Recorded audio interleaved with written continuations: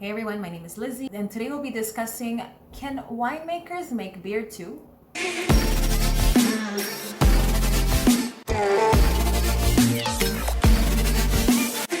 First of all, let me give you a quick 101 on what beer is, so very short and concise. And if you want to go into details, there are a lot of channels that specialize in beer.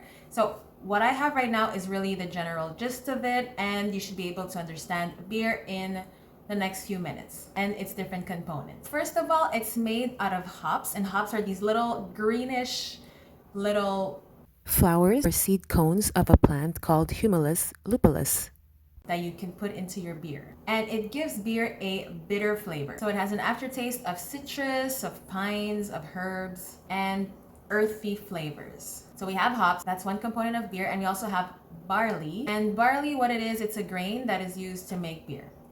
However, if you hear malt, the difference between barley and malt is that barley transforms into malt. So how do you get malt? When you have the barley, you soak it in water, and this helps the barley germinate.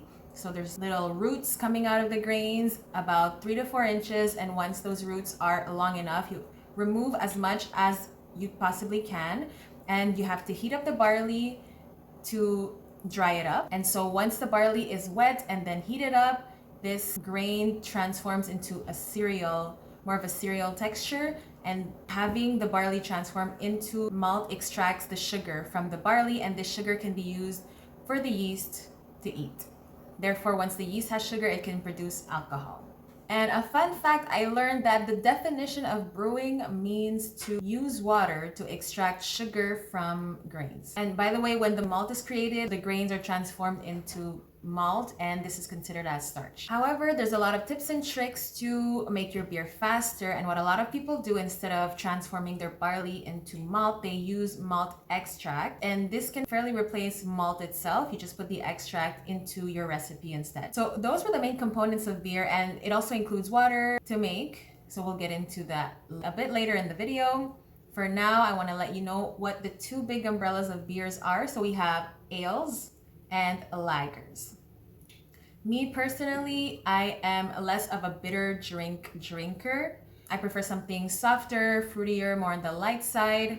And your favorite beer is included in one of these two umbrellas. So let's start with the ales. These have more complex flavors than lager. They're also richer, and they're made without hops. The hops, just reminder, it's what makes the beer bitter. And one of the most popular beers are pale ales. And what this looks like, it's light in color, it has light malt flavors, and has low alcohol percentage. So it's really something fun on the beach. You can sip this while not worrying too much about getting hangover. Now, there are other ales that include IPA, for example. If you've heard this term but don't know what it stands for, it's Indian Pale Ale. And it's a little darker than the pale ale, so it has a more golden, brownish color. It has stronger flavors and has a higher alcohol percentage. It's also a bit more bitter, so this is perfectly paired with fried food, meat, fish, and poultry. So if you want to watch the game and have your favorite fast food with beer, this is what people typically order: IPAs, or Indian Pale Ales. And then we have the stout beer. Stout beers are a little darker, they're a little sweeter, and these tend to pair with desserts. And this is more similar to what we make because they can contain molasses, chocolate, or even coffee flavors.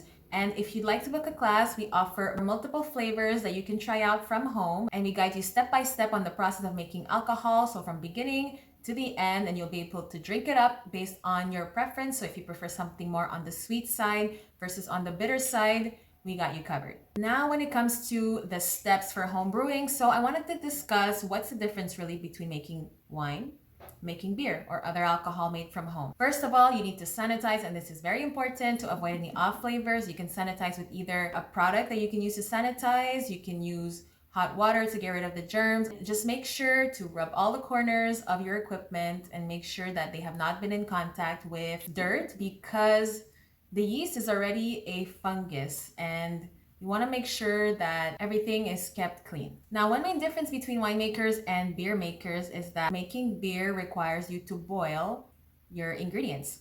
So usually when you make other type of alcohol from home, you just have to make sure to dissolve all the sugar by stirring. However, here you either have to add the malt extract, or if you want to add specifically grains of malt in a bag and put it into boiling water so the flavors impart, you have to boil the malt. And once you add this malt or this malt extract, you have to make sure to boil for 20 minutes, or you can add the grains in a bag and boil for 30 roughly. And to counter the sweetness, you can add hops in a bag and boil for 60 minutes. So I would say that making beer is a little longer than regular alcohol because you have to wait and put it to a boil. Then you have to cool it off because you don't want to kill the yeast, and you want to make sure that it's in that range of temperature that's optimal for the yeast after boiling. And in order to do so, to cool the temperature down, beer makers, they add drinking water in to cool off the mix. However, when you're making alcohol, you just leave it to cool off in open air, but you don't add anything more inside your mixture because you should have your fermenter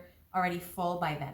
When it comes to the differences between the ingredients of wine and beer, you can say that beer ingredients are much heavier because it includes hops, barleys, malt. So these are grains, these are heavy. And when you're dealing with wine, you're dealing with juices. So you can have juice, molasses, sugar, however, nothing as heavy as the grains to add in beer.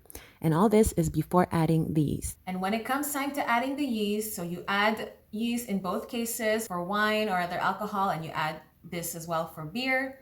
The only difference is the type of yeast that you use because different yeast yields to different flavors. And once the fermentation period is over, meaning 2 to 4 weeks, you bottle it up. And usually for wine, you could bottle it up from the fermenter to the airlock using a suction pump, or you can pour it, but make sure to leave the yeast sediments at the bottom. And for beer, what they typically use is a tiny tube to reduce air from coming into the bottle, because when air infiltrates in the bottle, it may give you a cardboard taste.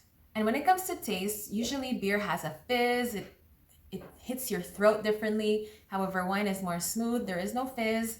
Cider, however, can have fizz depending on the ones that you drink. And it's been suggested to add fizz to your beer, that once the fermenting process is over, if it doesn't have enough fizz, you can always add 50% of commercial beer. But no, we are here to make your product completely natural. And what you can do instead is add a little sugar and wait 1 to 2 weeks for it to carbonate, and then drink the beer, because once it has CO2 and once it has carbonation, that's where the fizz will be tasted. Or what you can do is to add tablets, and it's a tablet that you put in and it just creates the fizz on its own. So easy as pie. You just have to make sure that your proportions are correct because you want to avoid any explosions of beer or wine or cider anywhere in the house. So let me know in the comments below, what is your go-to method to add fizz into your drinks? And personally, I'm always scared to add fizz because I'm scared that I will add too much fizz and I'll have a huge mess to clean up afterwards. And I want to just avoid this. However, it might come in the future just to see the potential of what it's going to taste like. And if you found this video valuable, share it with a friend. Don't forget to like and subscribe. I'll see you in the next one.